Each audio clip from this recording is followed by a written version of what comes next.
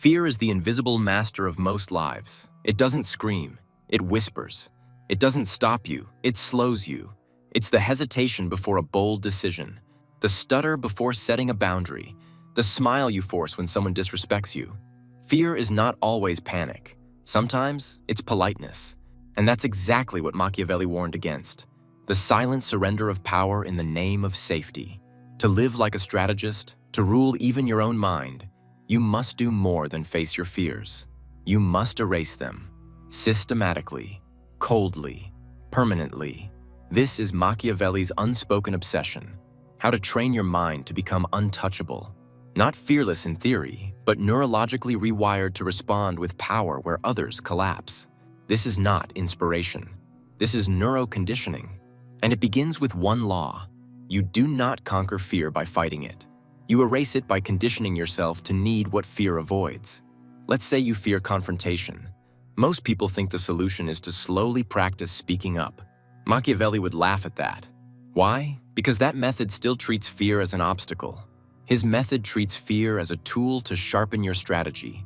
He would say, the more you avoid confrontation, the more others begin to confront you on their terms. So instead of avoiding confrontation, you must retrain your reward system to associate confrontation with control. And that's your first conditioning step. Turn the source of fear into a source of psychological reward. If speaking with power feels dangerous, your brain avoids it. But if speaking with power becomes pleasurable, profitable, effective, your brain starts to crave it. This is how Machiavellian figures create their calm, not through emotionless discipline, but through rewiring the nervous system with strategic success. Every time you do what fear wants to block, and you win something from it, you teach your body, this isn't dangerous, this is domination. That shift doesn't happen through willpower, it happens through neural feedback. For example, let's say you fear rejection. You silence yourself, you play it safe, but one day you say what's on your mind anyway, and it makes the room go quiet. One person nods, another says, that's exactly what needed to be said. You just created feedback. You've told your nervous system, saying hard things earns respect. Now do it again, then again. Repeat it until fear isn't an emotion, it's a trigger for execution. Machiavelli would say, never let fear become your governor. Train it to become your alarm clock. Every fear should become a map. If something terrifies you, move toward it, not recklessly, but strategically. Study it, deconstruct it, then expose yourself to it with increasing intensity until your body adapts. That's neuro-conditioning. That's the reprogramming of a man into a weapon. Let's break down the key components of this method Machiavelli would use, not in theory, but in real daily practice. First, identify what fear is trying to protect. Fear is always a defense. It's not random. It protects something: status, image, comfort, ego, stability. Your first move is to uncover the real reward fear is guarding. Are you afraid of public speaking? You're not scared of talking. You're scared of humiliation, rejection, looking small. Are you afraid of saying no? You're not scared of words. You're scared of being disliked, exiled, judged. Are you afraid to cut off someone toxic? You're not scared of distance. You're scared of loneliness, of guilt, of being labeled cold. Every fear is a trade-off. And if you don't name the cost it's trying to avoid, you'll never override the system. Machiavelli would say, he who does not audit his fear will forever pay its taxes. Second, apply brutal exposure, but with leverage. Modern advice tells you to just do it afraid. That's not enough. That's raw exposure, which leads to trauma if you fail. Machiavelli's version is different. He would say, never enter a battlefield without a weapon, even if the goal is fear. If you fear public conflict, don't start with your boss. Start by saying no to a friend who always oversteps. Watch their face. Watch your own body. Did the world end? No. Now move up the chain. Deny someone with more authority. Watch again. Breathe through the tension. Each time you do this, you are not just acting brave. You are retraining your amygdala. The fear center of your brain literally starts sending weaker signals because repetition kills panic. But it only works if you stack small wins into large rewires. You don't just want to survive the fear, you want to extract evidence from it. Every time you speak up, log what happened. Every time you walk away, track the reward. Every time you set a boundary, celebrate it like victory. You are not healing. You are replacing the emotional file system inside your mind. That is neuro-conditioning. That is erasure, not suppression. Third, build a reverse response routine. Machiavelli would advise this: whatever the crowd avoids, do. Whatever the coward delays, begin. So create rituals around what your body resists. If fear tells you to avoid silence, practice holding eye contact without speaking. If fear tells you to say sorry too quickly, practice letting accusations hang in the air unanswered. These are micro-trainings, but they make you unpredictable. And unpredictability is Machiavellian currency. When people can't predict your fear, they respect your presence, because they sense what's missing. Submission. The man who fears nothing is not loud. He is still. He speaks last. He moves slower. He doesn't justify, flinch, or explain, because his internal world is ordered, rewired, trained to see what others dread as fuel for precision. Fourth, treat comfort like poison. Every time you lean on comfort, you reinforce the pathway that says, avoid risk, stay small, wait longer. Machiavelli would never allow this. His world was full of assassins, spies, and traitors. Comfort was not rest, it was exposure. So you must install this belief. Fear is where my identity upgrades. You don't enter fear to survive it. You enter it to become someone new inside it. Someone who responds differently than he did before. That is how you know the conditioning is working. You don't just face fear. You erase it by becoming a man who thrives where it once lived. And that's the essence of Machiavelli's method. Cold exposure, surgical adaptation, ruthless repetition. You are not here to be brave. You are here to become unreadable to fear itself. And once you do, people will feel it. Not because you say you're fearless, but because nothing they do can make you flinch. Not silence, not rejection, not chaos, not betrayal. Because you don't just manage fear, you rewrote the code. And the man who rewrites fear is a man no one dares to test.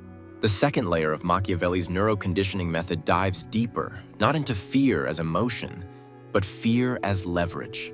Because fear isn't just what controls you, it's what defines how others try to control you. And if you don't understand how your own fears are being read, manipulated, or mirrored by others, you'll spend your entire life reacting to games you didn't even know you were playing. Machiavelli's brilliance wasn't that he avoided fear. It was that he weaponized it, both in himself and against others. He conditioned his responses to be the opposite of what was expected. Where most men would panic, he would pause. Where others would flinch, he would smile. Because he knew the man who appears fearless gains more power than the man who actually is. So your second mission is to train your fear response not just for survival, but for psychological dominance. And that begins with the next principle: delay your fear response. Machiavelli believed that the first reaction is almost always wrong.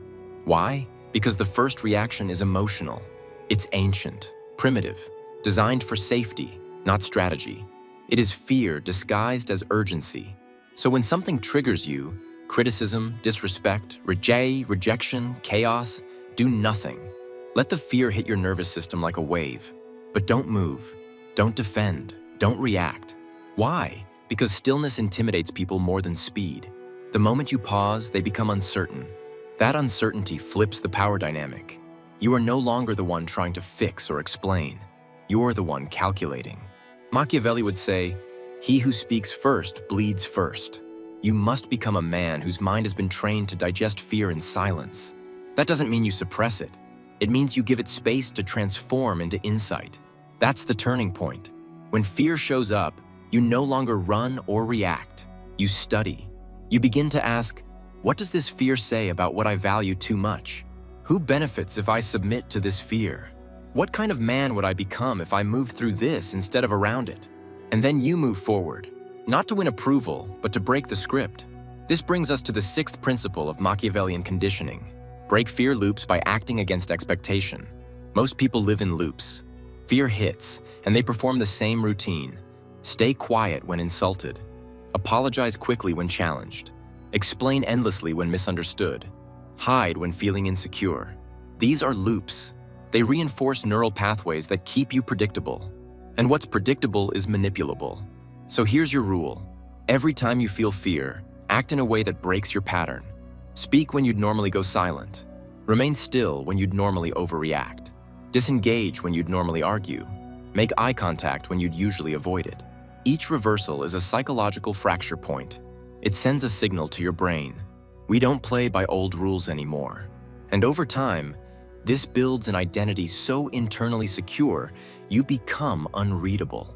People will begin to hesitate around you. Why? Because they can't anticipate your weakness anymore. They can't find the buttons to press. The script is gone. And now, they don't know what version of you they'll meet. And in that mystery, you become powerful. This is Machiavelli's true genius. A man who hides his intentions will always be feared more than one who reveals them. And fear, in this case, doesn't mean terror. It means psychological pressure. People pressure those who break. They tiptoe around those who don't. Which leads to the 7th principle. Train your nervous system to interpret fear as a signal to advance, not retreat. Fear has always been your signal to stop. Don't speak. Don't confront. Don't move forward. But what if you flipped that? What if every time fear showed up, your mind translated it as, there's something here worth claiming? Now, instead of shrinking, you step closer. This doesn't require fake confidence. It requires ritualized exposure. For example, if you fear rejection, make it a daily ritual to get rejected once on purpose. Small, controlled. Ask for something you know is unlikely. Why? Not for the result, but for the nervous system response. You teach yourself, rejection didn't kill me. In fact, I kind of liked that. If you fear judgment, deliberately say something bold in a crowded space. Watch the tension rise. Feel your heart pound. Then do nothing. Let it settle. You are proving to your nervous system that discomfort is not death, it's just data. Every time you enter fear, you weaken its hold. Every time you delay the emotional reaction, you increase your psychological bandwidth. Every time you reprogram the meaning of fear, you become more unshakable. But it won't work unless you install the most brutal belief Machiavelli would whisper into your ear: no one is coming to save you. That is your fuel. Because when you realize you're alone in the construction of your courage, you stop waiting for external permission. You stop asking for validation. You stop justifying your boldness. You become the kind of man who creates pressure on others because you've trained yourself to remain still in the fire. And that leads us to the 8th principle of neuro-conditioning. Become the fear others try to avoid. This is the highest level. Most people are ruled by fear. A few erase it, but the rarest men induce it, not through intimidation, but through presence. Because when others see that you don't flinch, that you don't beg, that you don't need anything from them, they start to reorganize around you. Not because you demanded it, but because you've become the rarest man in any room. The man who has no fear left to sell.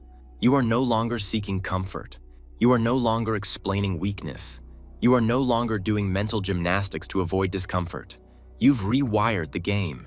And when people realize that, when they see that you live in the very places they avoid, you become mythic in their mind.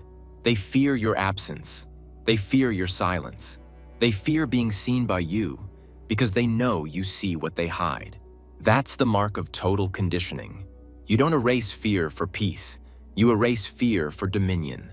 Because a man without fear is not free. He's not calm. He's lethal. At this level, Machiavelli's method is no longer about getting rid of fear. It's about owning it so completely that you can inject it into others with a single glance, a pause, a refusal to react. This is neuro-conditioning for power, not for peace. Because Machiavelli didn't believe in healing for the sake of wholeness. He believed in transformation for the sake of leverage. And to leverage fear, you must stop being its slave and start becoming its architect. So let's move deeper. You've already learned to expose yourself to fear, to break your reaction cycles, and to reprogram fear as a signal to advance. Now comes the shift from internal mastery to external influence. Not just I am not afraid, but they are afraid of misjudging me. This begins with the 9th principle. Use silence to convert fear into atmosphere. Silence is not passive, it's oppressive. It forces the other person to sit with their assumptions. It makes people overthink. And that overthinking, that spiral of uncertainty, is the most elegant form of fear there is. Machiavelli understood this perfectly. He knew that a single word spoken too soon could destroy the advantage created by a calm silence. Because when you say nothing, you give people room to project their guilt, their insecurity, their fears onto you. And they will. Because nature abhors a vacuum, and so does the human mind. So here's the move. Whenever you feel the urge to explain yourself, to prove your intentions, to apologize for your boundaries, go completely still. Let the room breathe. Let the discomfort rise. Let their mind panic in the absence of your reaction. Because in that space, they are no longer analyzing your weakness, they are battling their own. That is psychological superiority. And when your presence can do what most men need speeches for, you've crossed into a new category: power without effort. The 10th principle is to reward yourself only after dominance over fear, not avoidance. Modern minds reward comfort. You face a trigger, you cope, and then you treat yourself. That's fine for civilians. But Machiavellian neuroconditioning does not reward avoidance. It punishes it. If you skipped a hard conversation, if you bit your tongue when you should have spoken, if you walked away out of fear, not out of power, you don't get to relax. You sit in that choice. You burn. You relive it until your nervous system begs to never feel that powerlessness again. But when you do face it, when you say what needs to be said, when you hold your ground under pressure, when you walk away from someone who expected you to crawl, you don't just reward yourself. You memorialize it. You write it down. You document the shift. You re-watch it in your head until the neurons wrap around it like armor. You tell your nervous system, this is who we are now, not the one who hesitates, the one who hunts. Reinforcement is not optional. Your brain will default to old programs unless you flood it with feedback. And if you let those moments pass without marking them, you've just wasted the most valuable form of evolution: fear-based growth. The 11th principle is to engineer high-pressure environments on purpose. Here's where most men fail. They wait for fear to show up. They wait for chaos. They wait for adversity. Machiavelli would call this the fool's game, because the strategist does not wait for storms. He builds them. You want to build resilience? Then design tension. Create days that are harder than your fears. Wake up earlier. Say no more often. Start conflicts when boundaries are crossed. Do things in public that scare you. Put yourself in situations where failure would sting, and win anyway. This is called deliberate psychological friction, and it rewires the body to find comfort in control, not in calm. You begin to recognize your old fears not as barriers, but as weak checkpoints that you now dominate. When people complain about high-pressure environments, you will no longer flinch, because you've trained in pressure, lived in pressure. Learn to thrive in the exact environment that makes the average man fold. This creates anti-fragility, a state where stress makes you sharper, where tension makes you slower, where conflict makes you crueler with your precision. You don't just survive fear now, you seek it, because you've earned the right to crush it. The 12th principle is to become the embodiment of consequence. This is the apex of Machiavellian fear mastery. You are no longer reacting to fear. Others are reacting to you. Why? Because your presence now comes with a reputation, a cost, a memory. They remember what happened the last time they tested you. The silence, the cutoff, the way you disappeared from their life without apology or announcement, the way your calm cracked their control. You've become fear itself, but not because you're violent or emotional, because you are surgical, because you are unavailable to be manipulated, because you don't flinch and you don't chase. This is the kind of fear that commands respect, not through intimidation, but through internal hierarchy. They can feel you've done the work, that you've already burned what they're still afraid to touch. And so you walk through spaces like a shadow with weight. People speak differently around you. They measure their words, not because you ask them to, but because you radiate the kind of restraint that implies danger. Not recklessness, not chaos, precision. And in the end, that's all this conditioning leads to. You don't want to live without fear. You want to become so disciplined, detached, and dialed in that fear is no longer emotional. It's strategic. It tells you where to go, what to do, who to test, what to change, and then it shuts up. Because it knows. You listen to fear. You use fear. And then you erase it. Every single time. At the final level of Machiavelli's neuro-conditioning method, fear is no longer something to overcome. It is something to design, to install in others, to use like a silent weapon. Because the ultimate power is not the absence of fear, it is the ability to control the temperature of the entire room without saying a word. You are no longer training yourself to get over fear. You're training yourself to become a man whose presence regulates the nervous systems of everyone else. And that is the endgame of this process. Erasing fear from yourself so completely that others feel small, nervous, hesitant, not because of what you do, but because of what you've become. This leads to the 13th and most psychological principle.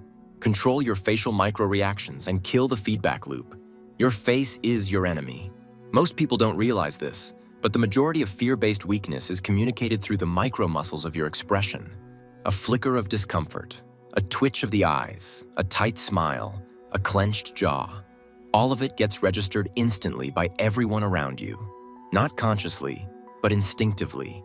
You show fear once and they now know where to push. They now know what throws you off. So what do? You build a face of emotional immunity. Still eyes, relaxed mouth. No blinking when tested. No laughing to fill tension. No anxious nodding. No, please understand me expression. Machiavelli would train this not through theory, but through immersion. Stand in a mirror for 20 minutes a day with a blank, cold stare. Say nothing. Think nothing. Just stillness. Then graduate to speaking while holding your face still. Then practice being silent while others get emotional. You are not doing this to fake strength. You are rewiring your nervous system to remove the feedback that fuels fear. Because here's the truth. Most fear isn't caused by what people do to you. It's caused by what your body does in response to them. And once your face gives away nothing, you become hard to read, impossible to manipulate, and deeply unsettling to anyone who lives in emotional chaos. This is power. Cold, calm, elegant. 14th, master the energy of slow, deliberate movement. Fear creates fidgeting, over-explanation, rushed talking, panicked actions. Strategic dominance, however, lives in controlled slowness. Machiavelli understood that men who move slowly when others panic are always seen as leaders, even if they don't hold titles. Because slow movement signals certainty, and in high-pressure environments, certainty is more valuable than charisma. Train yourself to move slower when adrenaline hits. Speak more slowly. Pause longer. Take measured steps when others rush. This isn't for effect, it's for internal stability.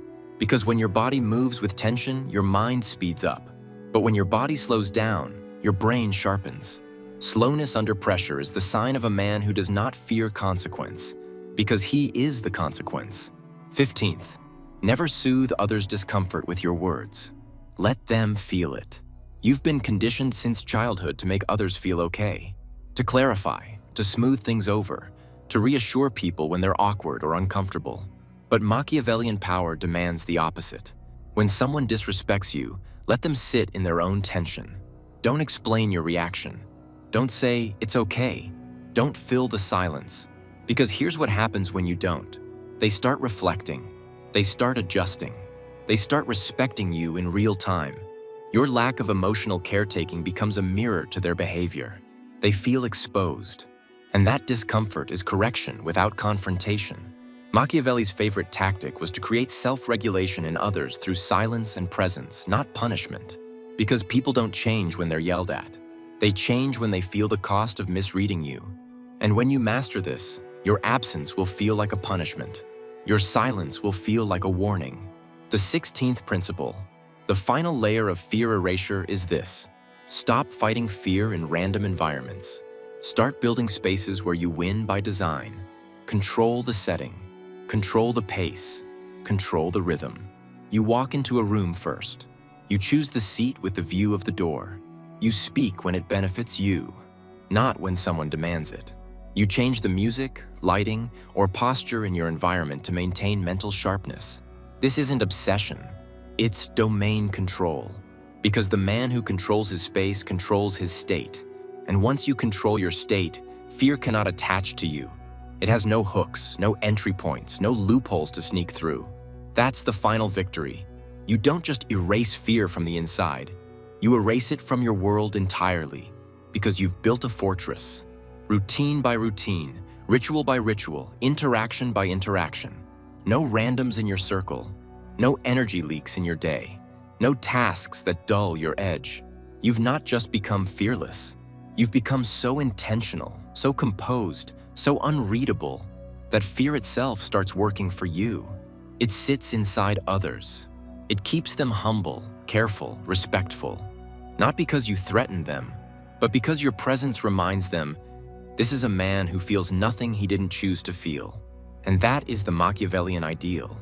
Not to appear strong, not to hide your fear, but to become the kind of man whose neurobiology has been rebuilt through pressure so completely that fear, once erased, becomes a tool for control. You don't flinch. You don't chase. You don't soften. You walk into the world like a king whose crown is not seen but felt. And when fear shows its face again, you thank it, because now it points directly to your next level of evolution, and you smile right before you erase it again.